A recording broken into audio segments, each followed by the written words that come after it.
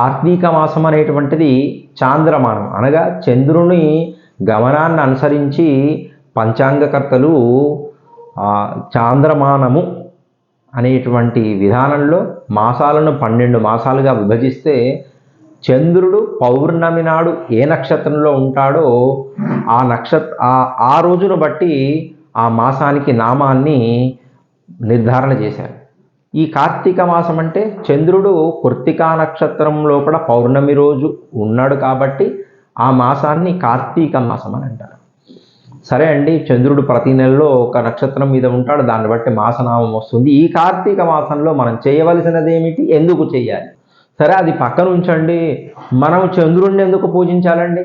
సరే, ఆయన ప్రతి నక్షత్రంలో ఒక మాసం వస్తూ పోతూ ఉంటుందండి. చంద్రుడిని మనం పూజించాల్సిన అవసరం ఏంటంటే, ఉదయం అంతా పగలంతా సూర్యుడు ఉన్నాడు, మరి రాత్రిలో అందుకనే సూర్యుని యొక్క తేజస్సు చంద్రుని మీద పడి ఆ చంద్రుడి ద్వారా చల్లనైనటువంటి ఆ మంచు రూపంలో, తుషారం అనేటువంటి మంచు రూపంలో మొక్కలపైన రాత్రిపూట ఉండి వాటికి అది శక్తినించుకుంటూ ఆ మొక్కలు పైన పగలు సూర్యుడి వల్ల, రాత్రి చంద్రుడి వల్ల ఆ శక్తిని గ్రహించి ఆ మొక్కలు పెరిగితే వాటిని మనం తినడం వల్ల మనకు శక్తి వస్తుంది. కాబట్టి సూర్యులను చంద్రుడిని మనం ఖచ్చితంగా ఆరాధించవలసినటువంటి అవసరం ఉందండి.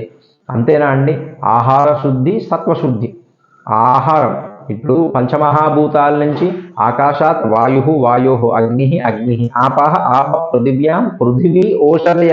పృథివీ నుంచి ఓషధులు అనగా మొక్కలు వచ్చినాయి. ఆ ఓషధుల నుంచి వచ్చినటువంటి మొక్కలను, అదే మనకు అన్నము. ఈ జీవులకు ఆ అన్నాన్ని తిని మనము మన చైతన్యం వల్ల పెరగడము ఎన్నో రకాలుగా జరుగుతున్నాయి. అయితే చంద్రుడు మన మానవ శరీరంలో చంద్రమ మనసో జాత, మనస్సును ఇన్ఫ్లుయెన్స్ చేస్తాడు, ప్రభావం చూపిస్తాడు.